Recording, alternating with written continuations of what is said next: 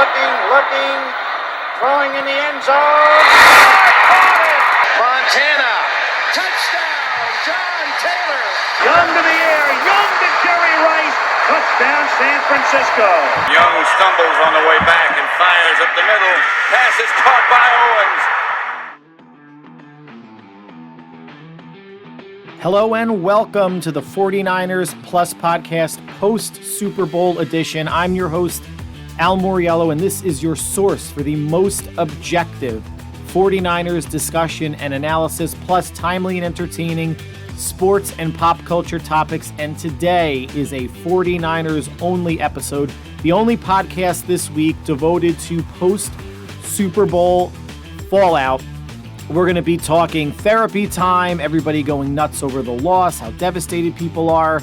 Want to give some perspective on the game, on the loss, on the season. We're going to go over some very brief stats, some Pro Football Focus ratings for the game, the differences in what each quarterback was faced with regarding the defenses that they were going up against.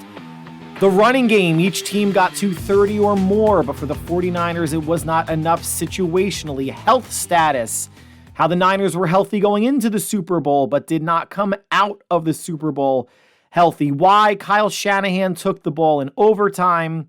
I think the Niners honestly left it all on the field. We're going to talk about that.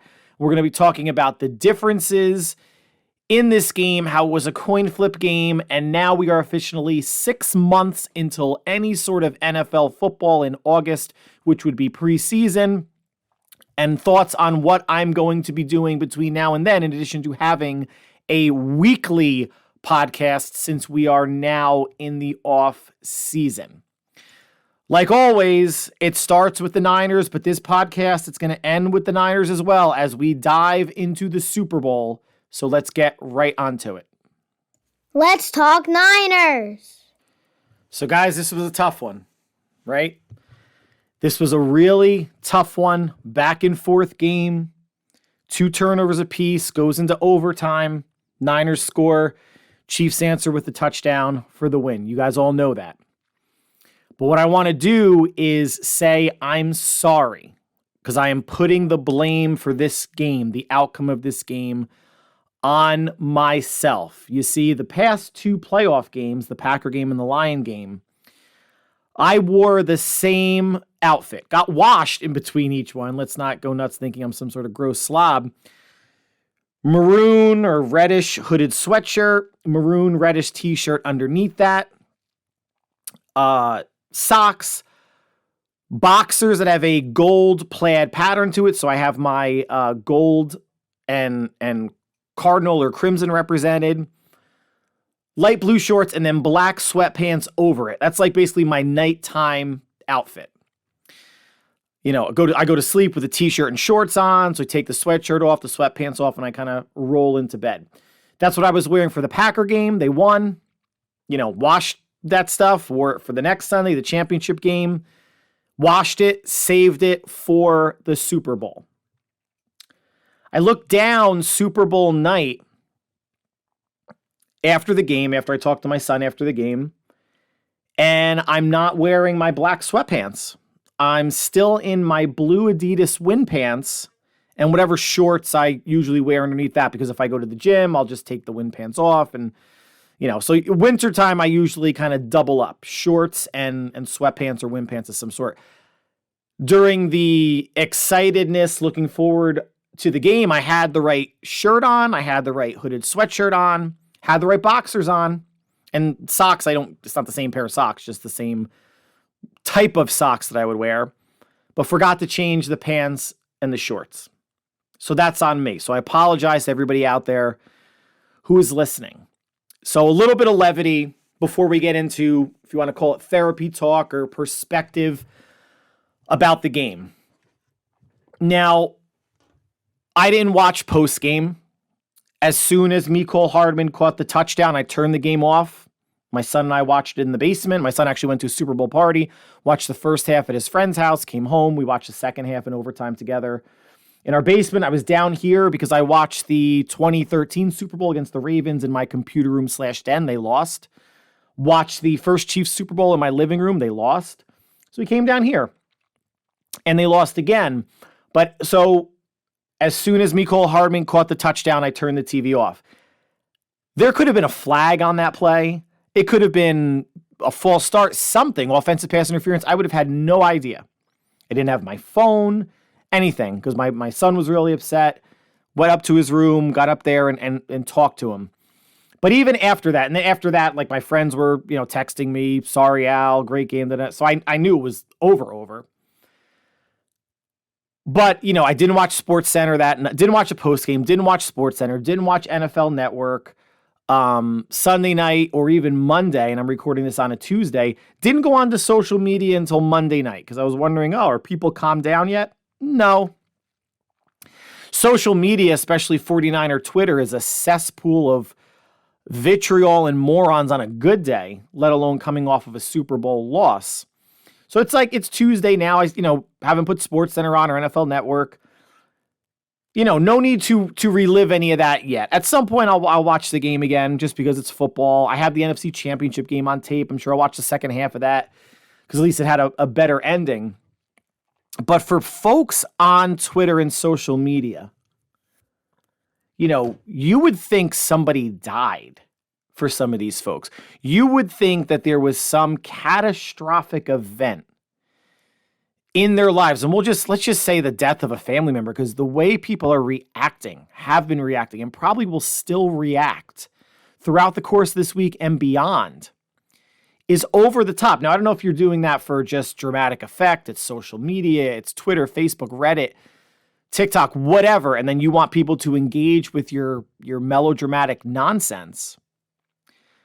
But at the end of the day, guys, it's a game, right? It's a game. You don't get a ring. I don't get a Super Bowl ring. The best you can get is you could buy like a Super Bowl t-shirt or a hooded sweatshirt or something like that. And you feel good for a couple days after. Maybe it's a game that you have on DVR that you'll go back to revisit. But otherwise, like I've said many times as fans, we are just responsible for turning beer into piss. In my case, it would be turning White Claw or Truly into piss because beer at this point, unless I pop a Prevacid or a Pepsid or something beforehand, I'm going to get all sorts of indigestion. Maybe not with one beer, but anything going beyond one. Bad news. Bad news when you get into your 40s. And I think something that kind of helped me, it was weird. As nervous as I was going into the game, first quarter, second quarter, third quarter, some weird reason I calmed down fourth quarter and overtime. Not that I would have been at peace with a win or loss. I would have felt better about a win, of course. But even when the game ended, and there was a sense of inevitability, right? When Mahomes was going down the field in overtime, down 3, that they were going to win the game. But we turned the game off. My son was really upset. Went upstairs with him. He watched the game with me in 2019 in the living room. He was 7 years old at the time, so I don't think he really understood. He kind of got it, but now he really gets it. And just kind of talking to him and telling him, I guess what I'm going to say to you now, not like you need this therapeutic session, but if it helps, it puts things in perspective. There's only one happy fan base at the end of the year, right? And the past 3 out of the past 5 years, it's been the Chiefs, it's been the Bucks, and it's been the Rams. Any of those franchises, Eagles included, would trade places in a heartbeat to be a 49er fan, to have your team from, if you don't count 2020, the COVID year when everybody under the sun got hurt, but every other year, NFC Championship game or better. Yes, would it have been nice to end in a Super Bowl? Of course. And especially sharing a victory if it's with your friends or your family, your parents, your children, your significant other. That's awesome. Those are great memories to have. They're still memories even with a loss, right? But obviously a little bit better with the win. But it doesn't change your life. Just doesn't change the day-to-day to your life. And I told my son, like, it's okay to be upset. The last time I cried over a game was the 1990 NFC Championship game, Giants at Niners, where the Giants win 15-13 on Matt Barr's last second field goal. And I still hear Pat Summerall in my head. There will be no three-peat. And I was 11 or 12 at the time, which is right around the age my son is now. That was tough. that was right as I was becoming a Niner fan. I think I started really being a Niner fan Super Bowl 23 when they beat the Bengals.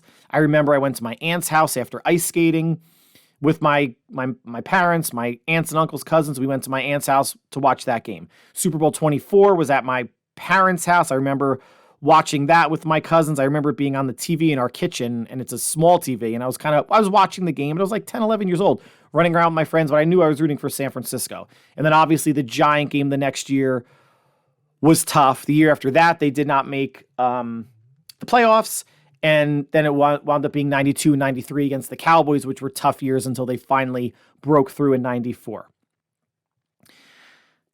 My son started off as a Panther fan. Christian McCaffrey was and is his favorite player. So that trade last year brought him to the 49ers and made him a Niner fan. He still follows the Panthers, and I get NFL, DirecTV Sunday ticket. So like he'll watch Carolina a little bit if it's a 1:00 game and the Niners are on 4. But that trade, bringing the McCaffrey to the Niners, made him a Niner fan, full-blown Niner fan, looking up stuff on YouTube, on his phone, watching every Niner game with me now, like really in it. Which I love. I'm not one of those parents that was forcing the 49ers on my kids. My younger son, 9 years old now, kind of into football, not really, likes basketball and soccer, but I'm not buying them 49ers stuff. Whatever they like, they like. Whatever they like, they like. So I was okay with the loss immediately. It took him a little while to calm down, and I think Monday he was, certainly much better. And better today, Tuesday. We're in the Northeast, snow day. So he's out with his brother, playing in the snow. But the overreactions by the fans are, this is going to hurt so long. Content creators saying it's really hard for me to create 49er content right now. Guys, relax. I'm not saying you are more or less of a fan than I am. And I'm not saying I am more or less of a fan than you are. But I guess at some point, and this is the only team I follow. Like some of you out there, you have maybe you have your favorite team. I live in the Northeast, so it's like, Mets, Jets, Devils, whatever. And it's, Giants, Knicks, Rangers. This is the only team I follow. And I enjoy the team enough that I decided to do a podcast for it. And it's made me, I think a more informed fan because of the amount of research I'm doing for either 2 podcasts a week or 1 podcast a week. I'm not saying I like the 49ers more now than I did, but I know more about them on a day-to-day basis than I ever have. So maybe it's increased my fandom some. But guys, it's a game. Relax. Your life is no different today than it was to start the season, at the end of the regular season, playoffs, or before the Super Bowl. Which kind of leads me to, do you think in some ways fans take these losses harder than players? I think regular season losses, absolutely. Anytime, especially if it's a good team. I mean, even not good teams, like Jet fans, want everybody fired. Some Giant fans want Brian Daboll fired. Again, just because I live in the Northeast. Met fans, I guess, are probably just resigned to the fact that they're going to be extremely mediocre this year. But a team like the Yankees, win the World Series. And the Yankees are a close parallel to the 49ers.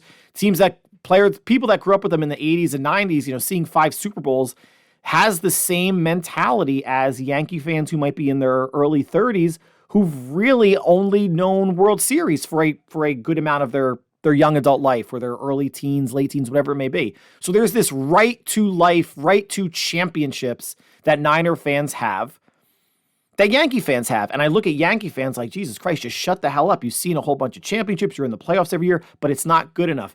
And Niner fans are the same way, especially the ones that are whiny little bitches on Twitter and social media. I would have loved for them to win the last 3 Super Bowls, Ravens, Chiefs, and Chiefs. It would have been great. Have 8 Super Bowls, say that your team has the most Super Bowls of all franchises. Right now it's Pittsburgh and New England with 6. Niners right there with 5, along with the Cowboys. But my God, how hard the fans take it. I remember after the Super Bowl in 2019, Niners lost to the Chiefs in Miami. Kyle Juszczyk was seen after the game at a club in Miami with some players, and fans were pissed. How could Juice be at a club? He just lost the Super Bowl. Because it's not his whole life. Football is kind of technically half his life. He's got 6 months off now. Yeah, there's going to be OTAs and training camp and all that stuff. But it's half of his life. Even less than that. They play 1 day a week. They have practices, 2 or 3 times a week. It's his main source of income for all of these players, I would imagine, right? But it doesn't define who they are as a human being. And even for you fans out there, this was tough, I know. I'm more excited, even though the season's 2 days over, right? I'm doing this on Tuesday. I'm excited for what's next. Free agency, draft. Who are they going to keep? Who are they going to have to let go? Are they going to have to redo any contracts? We're going to get into that in subsequent podcasts. But the window's open. No matter what you're hearing and reading on social media, the window's open for this team, especially for the next 2 years when Purdy's contract is going to be under control. Because if they extend him, they'll extend him after his 4th year. Remember, this is year 2. 2024 season, he's going to be cheap. 2025 season could be cheap, even though they can extend his contract the season before, but they could keep his 2025 cap hit extremely low, like $1 million, or very manageable, like $7-10 million, whatever. More good news. I want to transition because I had a lot to get to, and I don't want this to be over an hour. I won some money on the Super Bowl, guys. Not a life-changing amount, not even close to it, but I won 3 of 4 prop bets. So one was Debo over 2.5 rushes. He had 3. Brock over 11.5 rushing yards. He had 12. Juice over a half of reception. He had 2. And the first play of the game for San Francisco was a Juszczyk reception. So I won that. I did lose Brandon Ayuk over 60.5 receiving yards. And I also won. I took KC straight up. That is the ultimate hedge your bet. I wanted to do it in 2019. Wanted to put a decent amount of money on Kansas City. So if San Fran lost, I would have felt like, hey, I got something out of it. And if you want to say, oh, you're a bad fan, you can't bet against your team, shut up. I'm an adult. I'll do whatever I want. I have a podcast. I know I'm a big friggin' fan. But I also wanted to hedge and be like, hey, maybe with the money that I won, I can buy a couple video games now for free, or comic books, or graded comic books, whatever. And it was a 50-50 thing. I won just as much money on the Chiefs as my 3 prop bets. So whatever. Stats: Purdy threw for 255 and 1 touchdown, no interceptions. McCaffrey, 160 all-purpose yards, 80 rushing, 80 receiving, and 1 touchdown. Receptions for the Niners: McCaffrey led with 8, Juwan Jennings with 4, and a throwing touchdown. Ayuk and Debo with 3, Kittle and Juszczyk 2, Ray-Ray McCloud and Chris Conley with 1. So give credit to the Chiefs defense, and people aren't doing that. People are pointing out we're going to go into things that Brock missed, and this holding that didn't happen, and this, that, and the other thing. You go on Twitter, you see these 8-second clips of, look at this happened, and how come Brock didn't see this, and da-da-da. Guys, let it go. Let go of the bitching.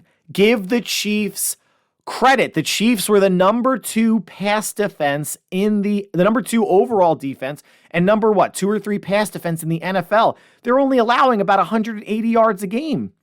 Brock threw for 255. Yeah, Mahomes went over 300 or 330, but we knew the Niners pass defense wasn't that good. We knew the run defense needed to be tightened up, and it did.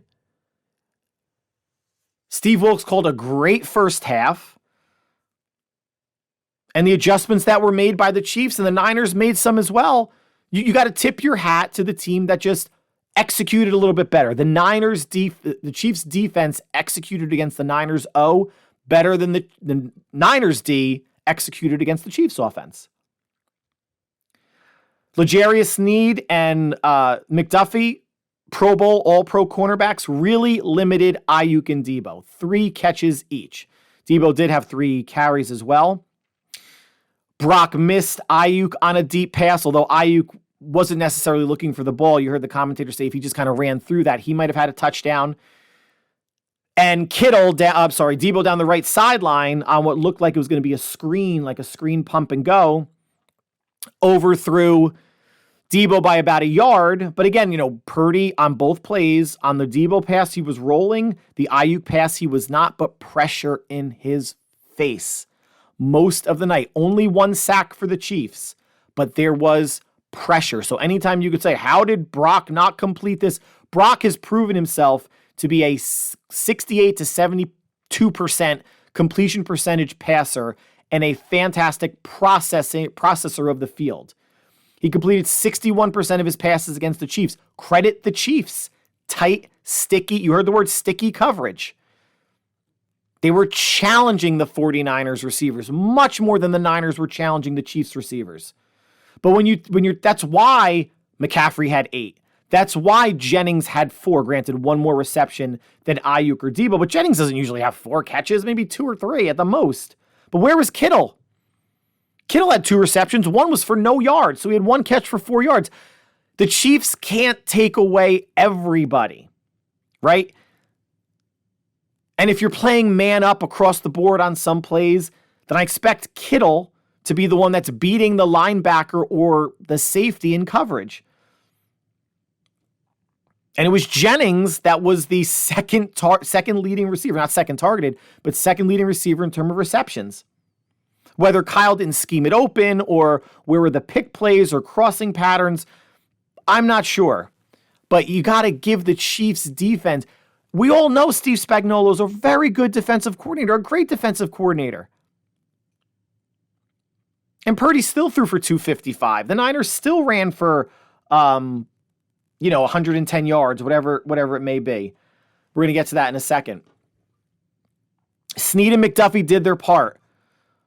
And it's not like Ayuk and Debo weren't fed. I think they had at least, 6 to 8 targets to each of them. Credit the Chiefs' defense. Stop looking for excuses, penalties, this, that, other thing, to make yourself feel better about a loss. Just own it. Pro Football Focus ratings, quickly, top 5 highest rated. Chris Conley on 8 snaps at receiver. Trent Williams, Juwan Jennings, Ray-Ray McCloud on 6 snaps at receiver. And Brock Purdy, top 5. Bottom 5, Eli Mitchell on 4 snaps. Spencer Burford coming in basically for half the game when Feliciano went out at right guard and Aaron Banks at left guard. Top 5 highest rated defenders, Diamador Lenore at corner, Jair Brown at safety, Javon Hargrave at tackle, Eric Armstead at tackle, and Charvarius Ward at corner. 3 lowest graded, Kevin Givens, Oren Burks, who had to come in for Dre Greenlaw, who got hurt in the first quarter, tearing his Achilles, and Tayshaun Gibson at safety. Now, before we get into the game, just one thing I want to throw out there. Did anybody notice on 3rd down early in the second quarter, the Chiefs ran a handoff, I think it was 3rd and 1 or 3rd and 2, to receiver Rashee Rice, who got tackled beyond the first down, but then lost the ball, and the receiver, Justin Watson, recovered it. It wasn't a fumble. Rashee Rice pitched the ball forward to Justin Watson. It was a clear pitch. You saw it on, I'm sure you had to have seen it. People have had to see it on the big Jumbotron at the stadium, but it was obvious on the TV replay. That should have been challenged by Shanahan. That would have been it would have come back as, I guess, a 3rd and 11 as an illegal pitch, or maybe a 3rd and 8, depending on if it was at the spot of the foul. No harm, though, because that was the drive that Isaiah Pacheco fumbled on in the red zone. And, McCaffrey's fumble on the first drive, it's a wash. McCaffrey fumbled, Chiefs didn't score. Pacheco fumbled, Niners didn't score off it. So anyone that's going to come out here and say, well, if McCaffrey doesn't fumble the first drive, it's a different game. What about Pacheco's fumble? Right? You can't do that. You can't play that game. Now, I noticed Purdy, I mentioned earlier, Purdy was only sacked once, but he was under a lot of pressure all game. If you watch the game, you know that. I'm not going to say every single drop back, but he was under more pressure overall than Mahomes was, who was sacked 3 times, once each by Eric Armstead, Hargrave, and Chase Young, but was significantly less pressure under less pressure in the second half.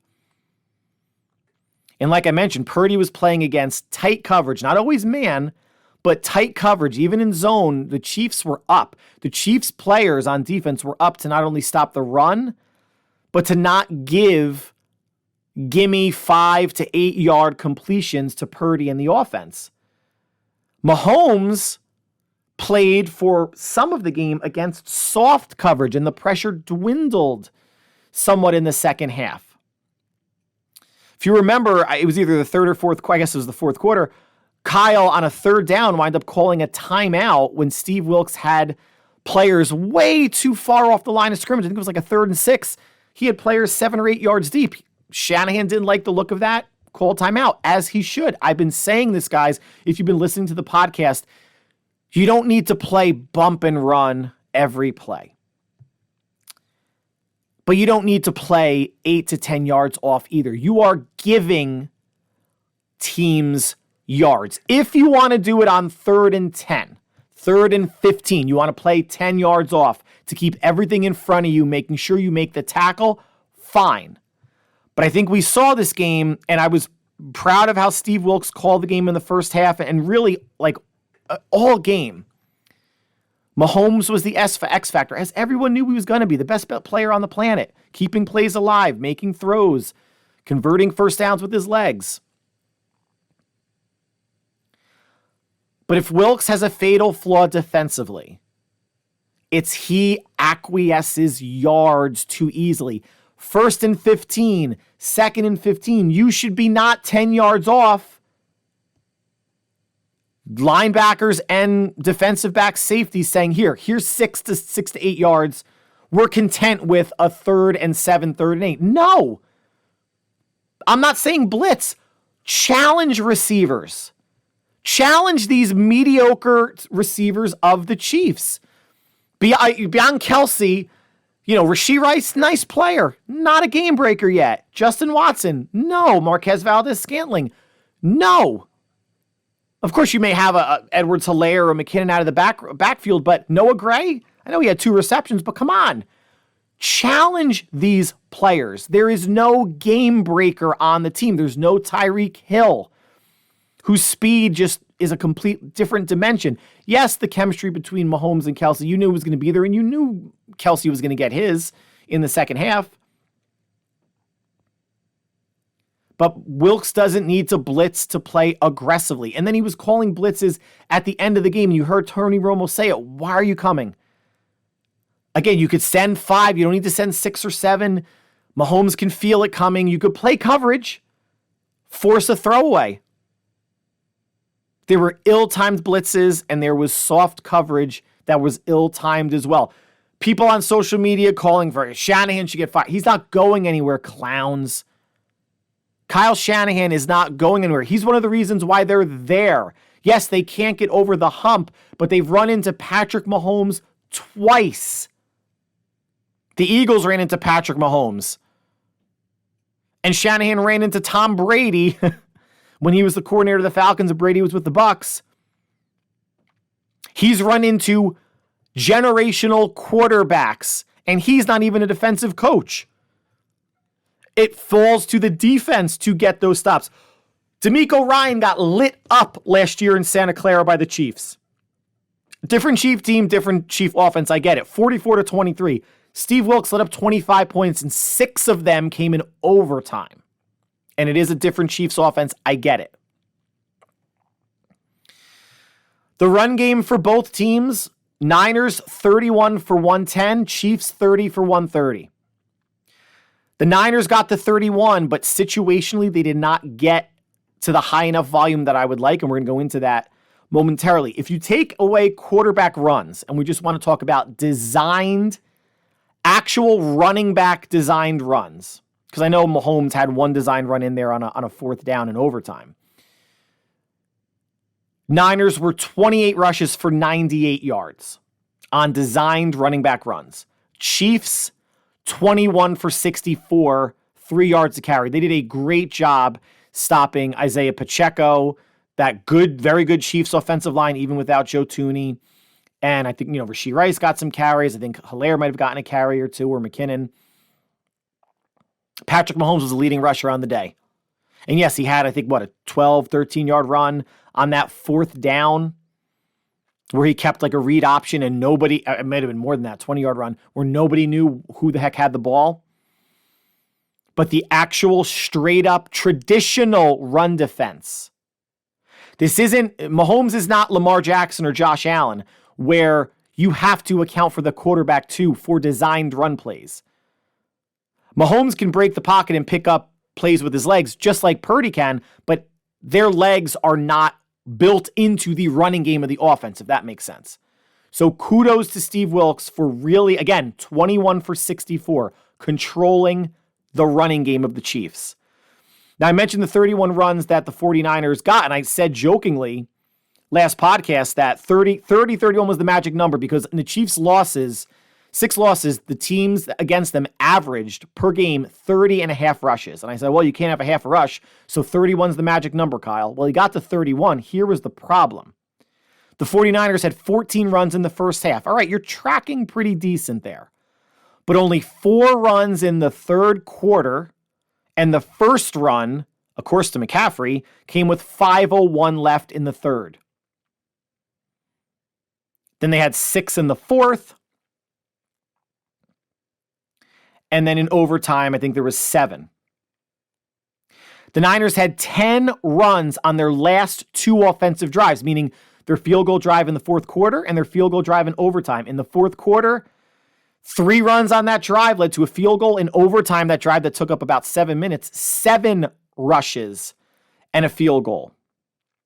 But where the 49ers hurt themselves and where I disagree with Kyle Shanahan when he was asked, do you think you got away from the run there in a bit? He said, no, we couldn't convert and we couldn't stay on the field. That's why we couldn't run the ball. Well, you also didn't attempt to run the ball to make first down or to make second down, 2nd and 7 versus 2nd and 10.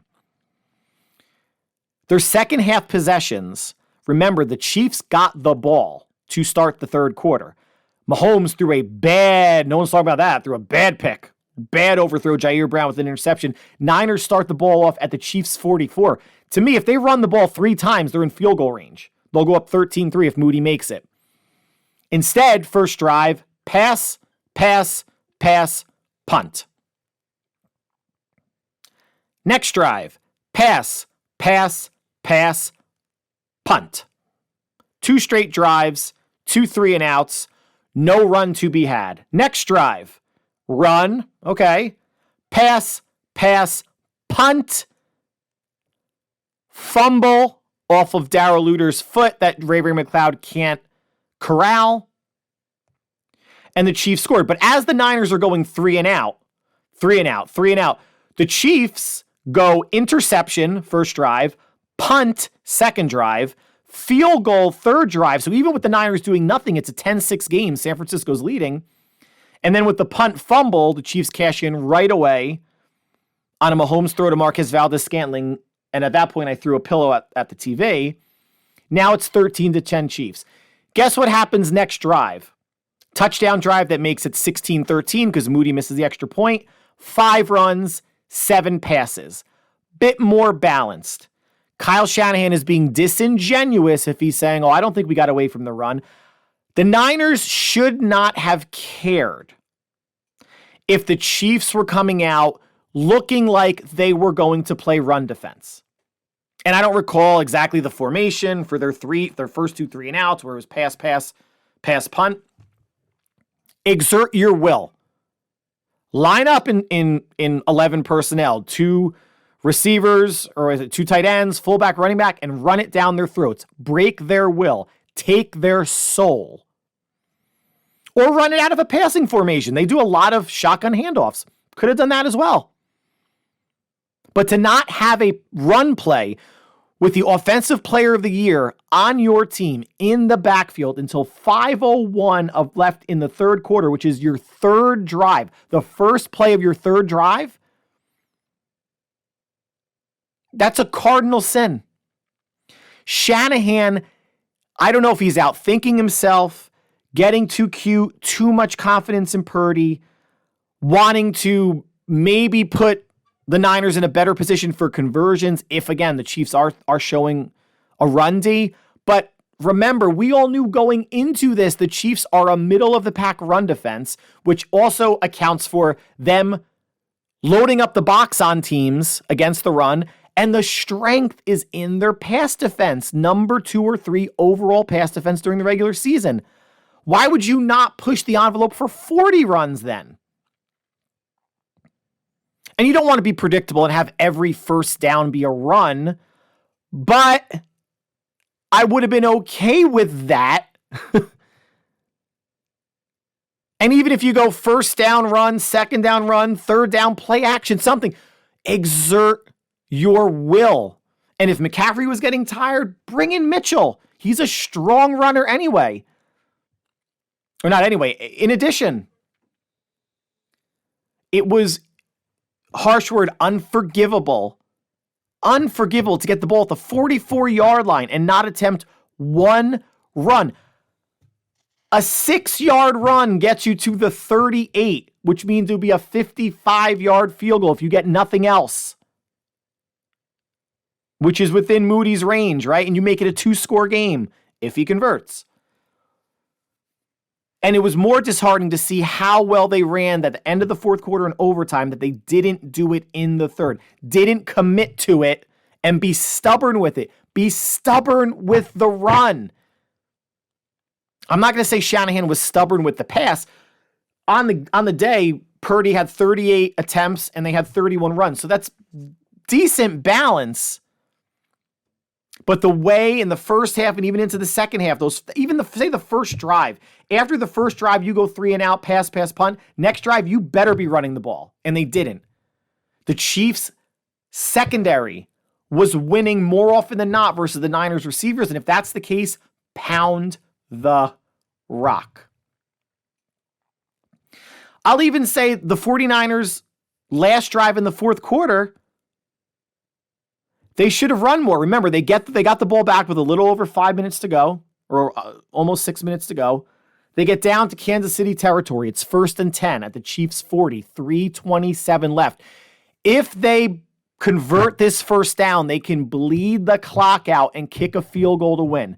1st and 10, first down play, McCaffrey for 5 yards. Beautiful.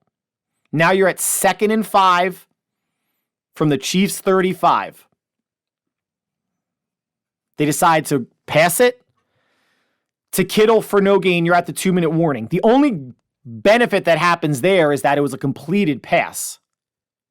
I think that was where Purdy rolled left, looked back right to Kittle. Kittle caught it, got tackled immediately. So now it's 2-minute warning. 3rd and 5 at the Chiefs' 35. The Chiefs have 2 timeouts left. Brock's in the shotgun. They come on a blitz. McDuffie bats the pass down intended for Juwan Jennings. 4th and 5 with 1:53 to go. Moody converts the 53-yard field goal to go up 19-16. Chiefs under 2 minutes with a 2-minute warning. Easy to say now, but I was saying it at the time. You get to 2nd and 5. You run on 2nd down. You run on 3rd down. And if you are close enough to convert like a 4th and 1, you sneak the ball. I understand the philosophy of you want to put the game away. And if Shanahan thought converting via the pass had a better rate than the run, okay. But you're at 2nd and 5, man. You're telling me McCaffrey's not going to get it to the 3rd and 3? Or then maybe even a 4th and 1 if you bring Mitchell in, or you do something with Debo on a reverse or a jet sweep or something. That, again, another opportunity to exert your will against a team 3rd and 5 pass. And I know Brock has been so good against the blitz all year. What, a top 2 or 3 quarterback. I know. But I'm okay leaning on the offensive player of the year, leading on the line, Kittle coming in to block, Juszczyk as a lead blocker. I think they could have gotten 5 yards on 2 carries, if not 3 carries, to ice the game, to make sure Mahomes does not get another possession. Be stubborn with the run, Kyle. It's why the Falcons lost the Super Bowl. Once Julio Jones made that phenomenal sideline catch with a couple minutes to go in the fourth quarter, up 8. 2 of the next 3 plays for the Falcons were passes, and one of them was a hold. You could have knelt the ball 3 times and kicked the field goal for the win because you would have been up 11, or just handed it off to your fullback 3 times right up the middle. Dive. Tevin Coleman that he'd had on that team. Was it Devonta Freeman? They had also. No need to overthink it. Pound the rock. You know, and we're going to get away from the runs for a second. Irony, right? San Francisco relatively healthy all year, right? I know Drake Jackson on IR, Cleveland Farrell on IR, Debo missed a couple games, so did Trent Williams during that 3-game losing streak. But going into the Super Bowl, players that were banged up, Armstead, Ambry Thomas, Kittle, healthy. But this team didn't leave the Super Bowl healthy. Dre Greenlaw tears his Achilles running out onto the field in the first quarter. Are you serious? Debo goes out for a bunch of plays. Looked like it was going to be worse with that hamstring. He toughed it out. You got to give Debo Samuel some credit. Maybe it was a cramp as opposed to a pull. We don't know. But he was not going to not play in the Super Bowl. You got to give Debo some credit. John Feliciano came out. Looked like he hurt, his side or his shoulder. Spencer Burford came in for 30-plus snaps. Jair Brown got hurt in end of the fourth quarter, taking on Travis Kelce at the sidelines. And George Kittle got hurt, which hurt for multiple reasons, because one of the plays he was out, Braden Willis got called for a holding call. It was a run play where Eli Mitchell picked up the first down. So that came back. It was like 2nd and 2 and turned into a 2nd and 12. Kittle should have come in the play before. He was ready. And when Kittle's out, no other tight end is a threat to catch the ball. I've been saying this for the past year. How does every other team in the league have a viable, not as dangerous, not as good as your tight end 1, but a viable tight end 2 as a pass receiver? Once Kittle was out, Charlie Werner is, let's say, 85 to 90%, 80 to 85% of the blocker Kittle is. Great. But you have one less receiving option on the field. Kyle needs to find a tight end 2 on this team that he's going to trust next year. If it's going to be Braden Willis, if it's going to be Cam Latu, who was on IR based on knee meniscus tear, was put on IR in the preseason, even though he wasn't showing great hands in the preseason. I don't imagine them drafting another tight end because I can't imagine them rolling into the season with Kittle, 2 second-year tight ends, and a rookie. Just can't imagine that because he doesn't play rookies, so now you're hoping that it's either Latu or Braden Willis takes that next step. I can see maybe some sort of a veteran tight end coming in, maybe a Zach Ertz. If he was on the Lions practice squad. If Zach Ertz gets released, maybe someone else. And then at some point, I think Kyle needs to start using George Kittle the way they use, the way the Chiefs use Travis Kelce. Kelce doesn't block. He rarely blocks. He's a glorified slot receiver. Let Kittle be a linebacker or a safety the way Kelce does. Let him not block as much as he does. A little less wear and tear on the body. And if they bring Charlie Werner back, which is a distinct possibility because he is a blocker, and they can maybe develop Latu or Willis as another receiving threat. I want to say threat. That's too optimistic. A receiving option. Then you could have maybe Werner and Willis, say, being your blocking tight ends, and Kittle and Latu be your receiving tight ends. And maybe Kittle doesn't have to be in line next to the tackle so much and blocking D ends and linebackers so much. Kittle had a great year receiving. I get it. And they got a lot of weapons. But Kittle was 2 for 4 in the Super Bowl. Not because he was staying in to block too much. I'm not suggesting that. But Travis Kelce's a big enough dude to block. He's a little bit bigger than Kittle. Not as fast as Kittle. Hands are probably the same. Maybe Kittle has better hands. But Kelce knows, hey, he's one of my weapons. Let me get my weapon, line my weapon up as a weapon. Not a blocker. I'll say 40 to 50% of the time. And that number could be way off. I don't know. Kelce, 1 reception in the first half, 8 in the second half. You knew, even before the whole bumping into Andy Reid stuff, you knew Kelce was going to get his. And I don't think it was Greenlaw going out. There were plays where Warner was playing him man up and bumping him. I didn't see Oren Burks do that much. But they were when Greenlaw went out, this is more of a second half thing. They were playing zone on him and they were giving Kelce out passes, curls in the middle of the field. Again, not challenging receivers. I mentioned, will Charvarius Ward line up on him? I think he might have once, and that was just based on how the offensive formation changed. Could have played a box and one on Kelsey on the Chiefs defense all day. Charvarius Ward on him all game, and then you could play zone behind it. If the 94 49ers could play man on one side with Deion Sanders and zone everywhere else, don't tell me this team couldn't have done it. Even though Kelsey usually lines up from the outside, I get it. But I said it last week. I didn't think it was going to happen, and it's not something that really teams do. But if you want to take away the best offensive weapon they have, other than Mahomes, you can't really take him away. He's going to touch the ball every play.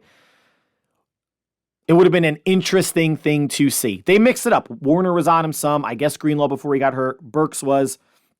Tayshaun Gibson was a handful of times. They were throwing different players at him. I get it. But we know the best cover player on the Niners is Ward, and he didn't line up against Kelsey enough to my liking. Would it have changed the outcome? I don't know. But at least that would have been strength on strength, right?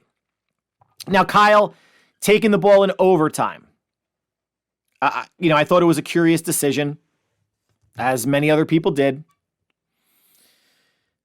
Kyle, after the game, I don't have his quote, but he thought that in overtime, if the 49ers scored field goal or touchdown, say a field goal, because remember, listen, guys, up until this point,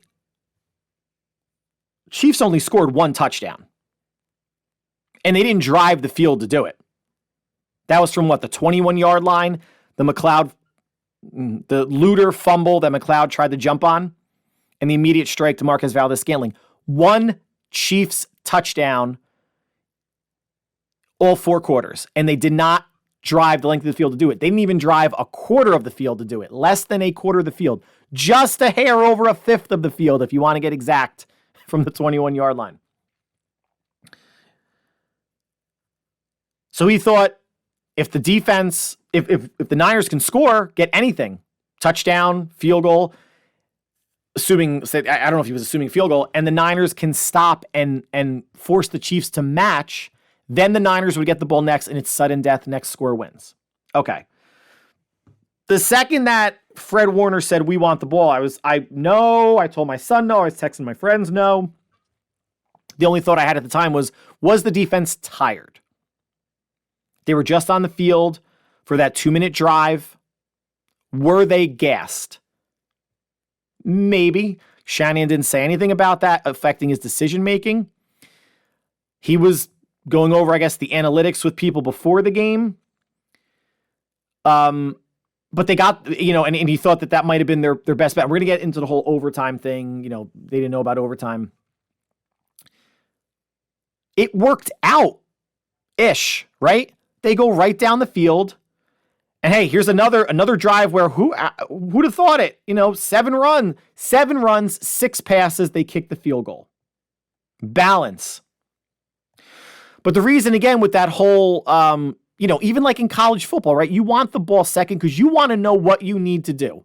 Do I need a field goal? Do I need a touchdown? Plus, every drive you have an extra down. You're going for it on 4th down every single drive. And I don't think you need to give the best quarterback on the planet an extra drive to convert a first down.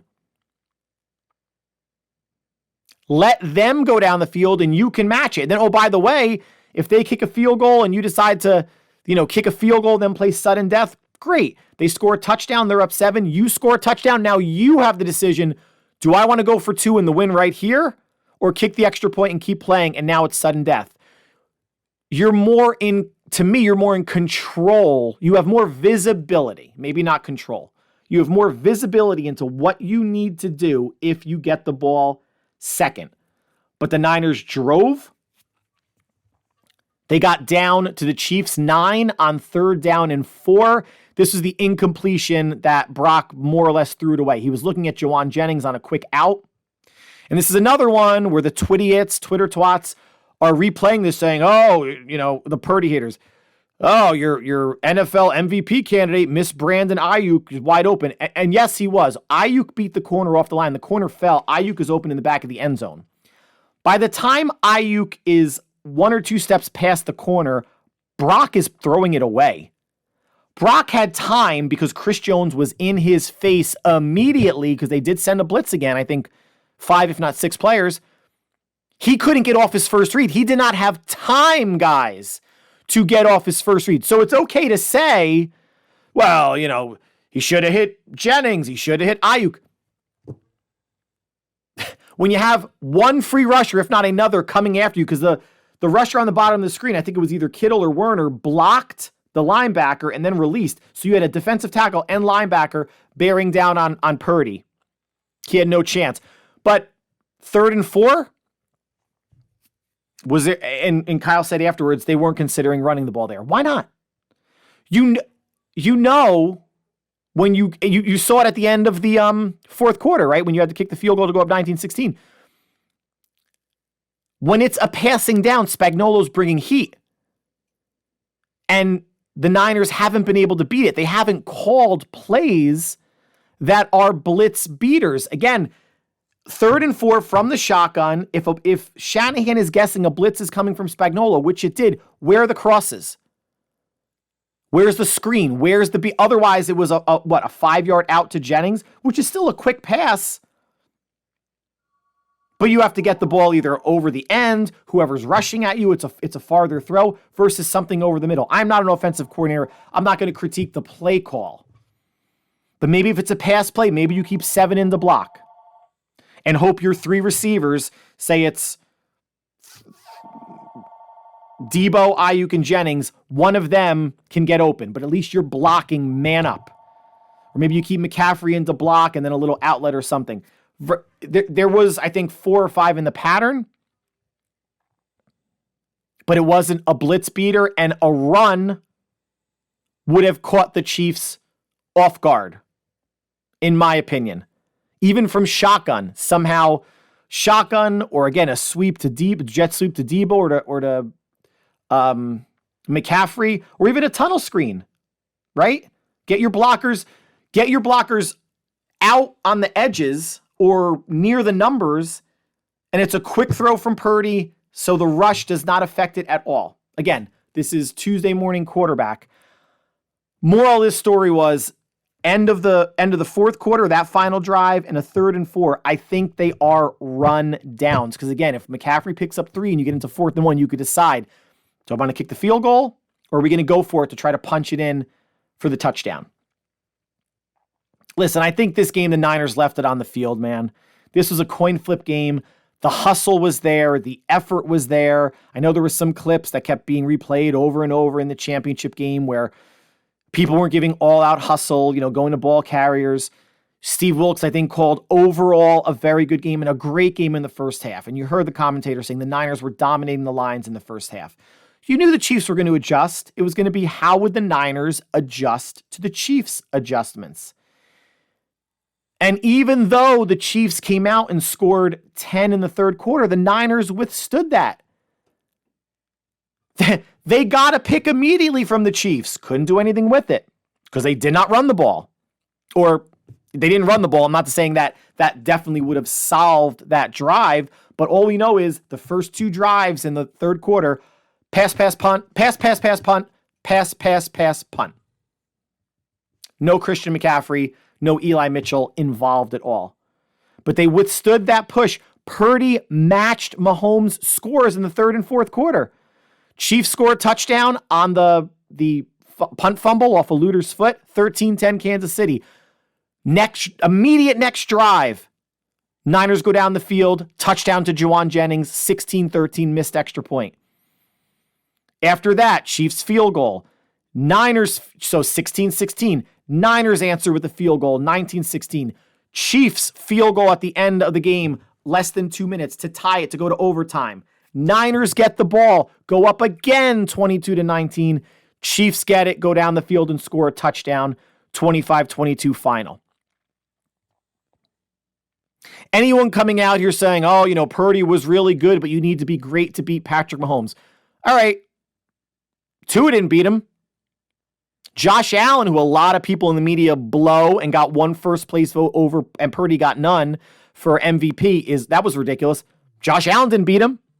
Lamar Jackson in the championship game didn't beat him. And that Ravens high-flying offense and good defense, scored 10 points.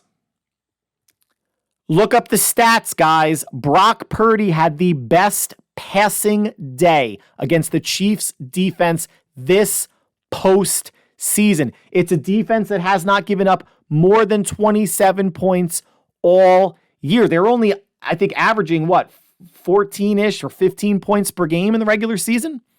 Niners scored 22, 19 in the regular regulation, 2 in the extra session. And a weird thing that my buddy brought up via text, and I agreed with him, Moody missing the extra point, it could have been 20-16, it was 19-16, might have oddly helped San Francisco at the end. Now, if you want, people are going to get on Moody. Yes, it was a low kick. Yes, it was blocked. The kid hit 3 field goals, man. 2 from 50 plus. 1 with under 2 minutes to go in the game, that if it's a miss, it gives the Chiefs the ball at the 43-yard line, 44 of their 44, and they just need a field goal to win. Give Jake Moody some love. He played a good game. That was his first missed extra point all year. And it's unfortunate it comes in the Super Bowl, but, and I've said this before, even against Tom Brady, and it'll go for Patrick Mahomes, I would rather be up 3 points than 4 points, 5, 6, 7, or even 8. 9 would be ideal. 9's 2 scores. But if I can't get to 9, I'd rather be up 3 than 4, 5, 6, 7, or 8. Because you know that offense, that generational talent at quarterback, they know they need a touchdown. It's all or nothing. They know they're going for it on every 4th down. They know they need a touchdown to win the game.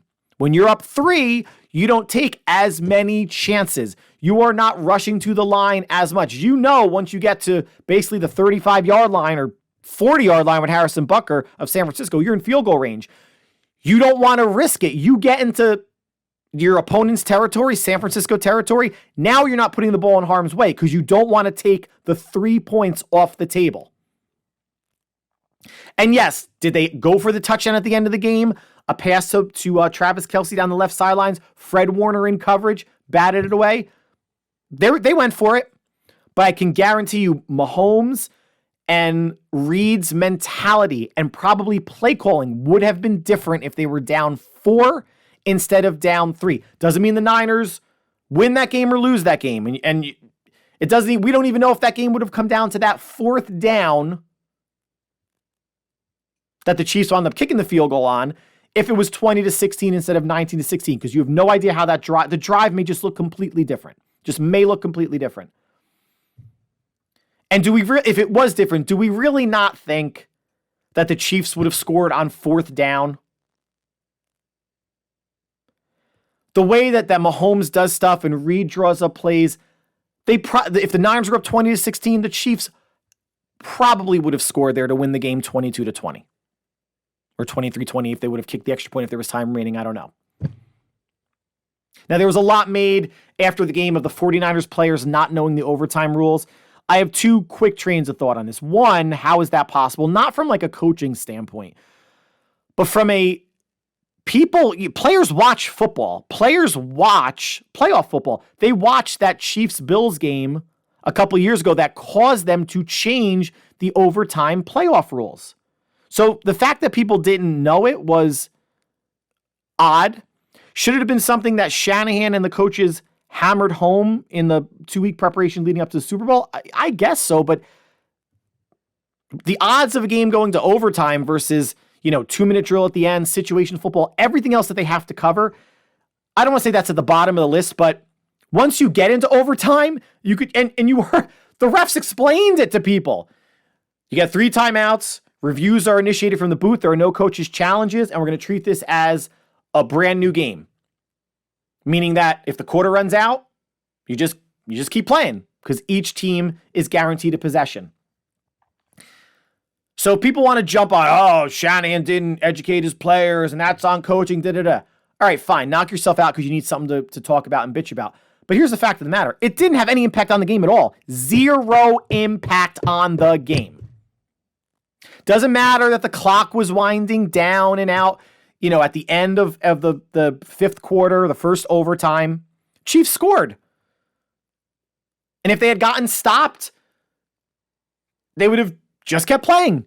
It did not affect pass rushers rushing Mahomes. It didn't affect anybody in coverage. It didn't affect how Wilks was calling it or Shanahan at all. So to me, that's a big nothing burger. I've used this phrase before, guys. The game was a coin flip. It was. When you look at stats, turnovers were even. First downs were basically even. Time of possession was basically even. The Chiefs had one more first down. Niners had 2 more minutes of time of possession. Here are the differences. Of the 2 turnovers, the Chiefs got points on one of them. That fumble from the punt return. They got points off of a turnover. Niners did not on either. The Pacheco fumble or the Mahomes interception. Kyle not being stubborn with the run. We'll never know what happened, what could have happened, right? Those pass, punt situations. But you have the offensive player of the year, a pretty good line, and a team that struggles against the run. Why not exert your will and play into your strength in this matchup and away from the Chiefs' strength, which is pass defense?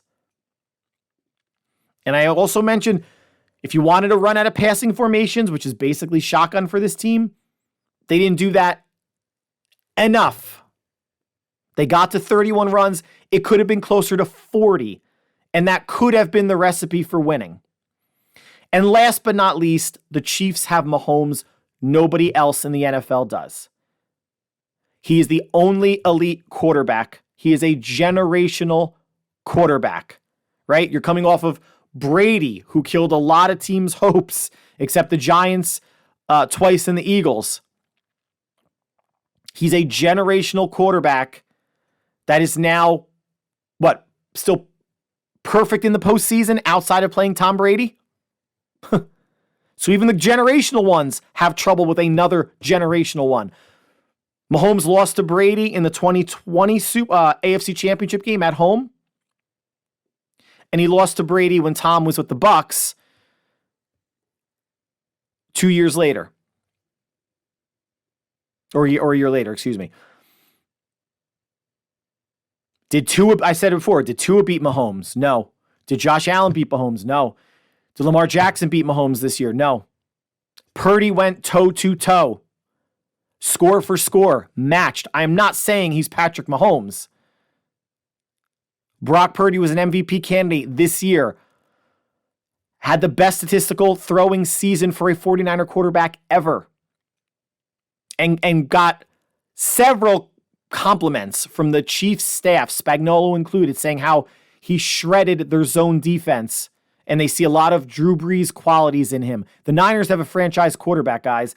Purdy's not going anywhere. Kyle is not going anywhere, guys. I don't think Steve Wilks is going anywhere, but if there is a change to be made, I could see him potentially being let go. I wouldn't bet on it. I think they're going to need to find ways to tighten things up. And this is going to be a completely different team next year, right? Free agency. They have a bunch of free agents. We're going to go into that in the next podcast. The draft came up. They have to figure out who they're going to keep. But Purdy had the best passing day against the Chiefs in their 4 postseason contests by far. And listen, now it sucks. Now we're 6 months until there's no NFL. Until NFL again. And that's preseason in August. 7 months until the regular season starts again. That sucks. But there's free agency in a month, literally a month from today. March 13th kicks off free agency. Decisions on players, free agents, who the Niners can target, offense, defense, its salary cap. That's going to be on upcoming podcasts, probably starting as early as next week. Podcast on either the 19th, 20th, or 21st. Then there's a draft a month after that, end of April. 2 months away. Where does San Francisco go early? They finally get a first-round pick back from the Trey Lance debacle trade. They have 11 picks with their compensatory picks. They have 45 players that are actually signed for the 2024 season, so they only need actually 8 more to field a 53-man team. So if 8 of these rookies can make the roster, I don't think they're going to make 11 picks. They probably will make 8 picks. But if 6 or 7 of these rookies can make some sort of an impact or stick on the roster, Couple bargain basement free agent signings, the Niners are going to be right there. They're still one of the most talented teams in the league and have one of, if not the most talented core of players offensively and defensively in the league. This team's not going anywhere. Contrary to popular belief, the window is still open because Purdy is cheap for 2024 and he could be cheap for 2025 and his extension might not need to kick in until 2026. And oh, by the way, Brandon Ayuk, who now I'm seeing people are wondering, oh, are they going to trade him? They can't keep everybody. Right. Here's what people aren't telling you, that if Brandon Ayuk signs an extension, his $14 million guaranteed salary for this upcoming season, 2024, will be cut in more than half. They could free up about $10 million or close to it just by extending Ayuk. And then there's other things they can do. Is Armstead he has a huge cap hit. Do they rework his deal? Do they release him? He's been battling foot and knee issues for a while. There's a lot that we're going to be discussing, and I'm excited to. It sucks that the season's over, but it would have sucked even if the Niners won because there's no football for 6 or 7 months. But there's still a lot to talk about. And even in between, how am I going to fill my time with only one podcast a week? TV I want to get to. I just finished on Netflix the 2nd season of Shadow and Bone fantasy series. Entertaining. Has a little bit of a young adult flair to it, with romances. But interesting premise, entertaining. I want to get to the 2nd season of Sweet Tooth. The most recent season of Cobra Kai, both on Netflix. I want to watch season 3 of Mythic Quest, very funny comedy on Apple TV. Season 1 of Silo, also on Apple TV. Halo season 2 just kicked off. Paramount Plus. And if you have Optimum TV in the Northeast like I do, and you have Showtime, season 2 of Halo is also on Optimum. If you have the gold package, if you get Showtime, I think every episode releases on Thursday, but it's not available to Optimum subscribers until I think maybe the following Monday or over the weekend. That's fine. I'll be watching that. When I do pick up Paramount Plus, I want to watch Picard seasons 2 and 3. Star Trek Strange New Worlds. I want to get back into playing video games. I'm still playing F-Zero on Switch, F-Zero 99. Still haven't finished the first Zelda game. Forget the second one, that one Game of the Year that's been out for about a year now. I haven't finished the first one.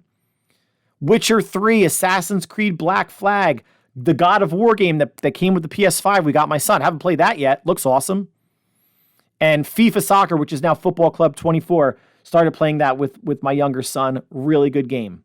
And do you want to top it all off? I might learn to play the piano/keyboard. Been going to online seminars, master classes, and I would do an online type of learning type of thing.